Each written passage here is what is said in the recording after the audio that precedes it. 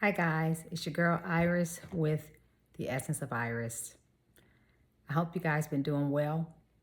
I just want you to know that I appreciate you chiming in and supporting me, and I would appreciate if you would leave comments because I know that my life stories can be pretty graphic, and I try not to go too deep into detail, but I have to know that there's somebody else, a lot of somebodies in this world that can relate or resonate with some of the traumas and tragedies that I've made it through. And I just want to connect with you guys so you can know that you're not alone. And of course, I have another story to share. And I just want you also to know that sometimes these stories that come up, they can be emotionally exhausting. And of course, they take me to those places that I thought I forgot about. And so that's why this particular story is called Buried Deep. Yep, buried deep. And most times when you bury something, you want to hide it or you want it to go away or you don't want to see it. But when you bury it deep, that's in most cases a very intentional thing to take it lower than the average depth because it's probably very painful. It's probably something that causes you to feel fearful or just don't know how to make it to the next step. Well, for me, I didn't even know that the thing was there. I was in elementary school around 7 or 8. One day, my siblings and I, probably 3 or 4 of my sisters, we visited my aunt. And she was staying with, I think, a brother-in-law or something. And I don't know the details because I was just a girl. And they were like teenagers or in their early 20s. And so we were over there, and I remember her brother-in-law or her husband's brother, whoever it was. I didn't know him personally, but he had 2 little children. One was about 5, it was a girl, and one was about 6, it was a boy. And myself, I was about probably 8. I knew I was taller than them, but I wasn't real old because we played.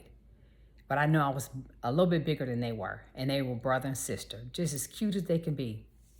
Well, I know in the course of staying there, we didn't spend the night, I don't think, but we stayed there for a while that day visiting.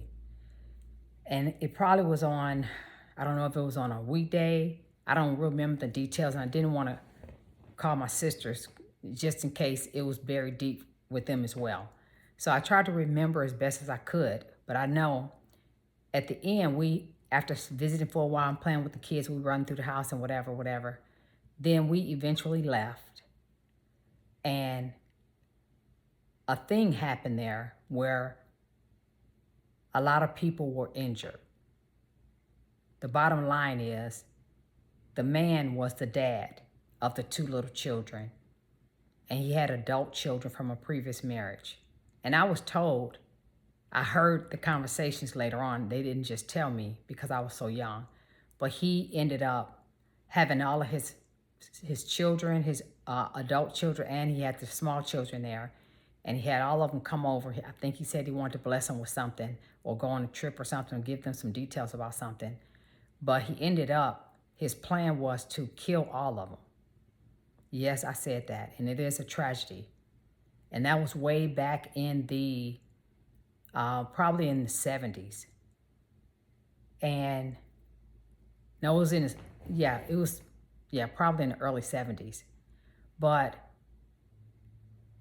I was a quiet young lady, a quiet girl, and I know that I heard some stories, but what I saw on the news probably the next day was those 2 little children. And I remember that it was a fireplace in the house and they had pictures, it was pictures of them on the mantle. So I remember seeing that. I saw that same picture on the news because those 2 children were killed by their dad. and he killed himself. And that thing got in my spirit as a kid. I don't remember anybody asking me, how was I doing? Am I okay? How am I feeling? That was just something that we didn't do at that time. I'm sure they would have if they thought I needed it. I cannot tell you how grieved I was inside. I didn't even know what to call it. I mourned for those two little children that I had just played with the day before. I didn't know how to process that grief that they were not here anymore and somebody killed them that they trusted and loved. And how did I make it through that season without having issues or acting it out or being excessively afraid? I didn't have any of that. I guess as a child, we are so resilient and we are so strong because we don't have a lot of history. So I just went on with life. But I thought about that thing and I pondered on it yesterday and thought about what I wanted to say. And I wept as if I just saw the thing yesterday. So what I think I need to share today is, as tragic as that situation was, and as fragile and young as I was, and the children, I made it through it because I buried it so deep that I didn't even realize it was there. So what I chose to do today is to release the little girl in me that protected me, the little girl that mourned silently, the little girl that grieved and didn't know where to put that. So I believe that there are people out there that have things that you have buried deep that needs to surface, because it's not going to help us. It's just going to stay there. It's going to fester. Even if we don't think about it, it's still there. So I just want to ask, if you've had anything, experience a tragedy, a trauma in your life that you buried deep, I think it's time for us to release the little girl or the little boy in us that protected us, that surrounded us. We played, we did whatever we did. I don't know how my siblings coped, but I don't drink. I don't do drugs. I don't have any habits that can cause me detrimental health or anything like that. I don't really do too much of anything. So I don't know if that's what they did, just kind of shied away, but that's what I did. And I think I'm all right, but get some therapy, because there may be some things that we have that has become real familiar with us because we've been carrying it so long, we don't think it's a big deal. But today, as I am divulging a lot of my life history that caused me to be who I am today, I have a wall up. And now I understand myself better, that I have gone through a lot.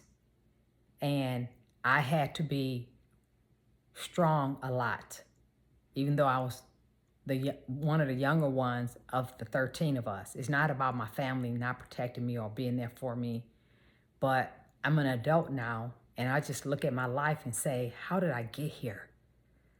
And be okay. So everybody didn't make it through, but I'm asking you today, if you have any life-changing experience that you have buried deep, I'm asking you to get the courage from this community to know that you don't have to be in that thing any longer by yourself. Reach out to get some therapy. There's so many things that you can do today to be whole in your inner man, in your essence, because that's where it all starts. Whatever is in you is what's going to come out. Sometimes we may get stuck or wonder why we're afraid to do something. We don't have a reason. Just dig deep and see if there's something buried deep in you from way back that you forgot about. And just release that thing. Release that little girl, that little boy, and let them go free so you can be free. Please consider subscribing. Consider liking this video. And consider getting some help if you see fit to be free from something that happened in the past that probably wasn't your fault. Be free and don't bury anything deep that's going to stop you from living free. I thank you guys. Write in the comments if it's something that you buried deep and didn't even recognize it until you saw this video, because I didn't think about it either. It's been many, many, many, many, many years, but it's never too late to get some help. So thank you guys and have a blessed day.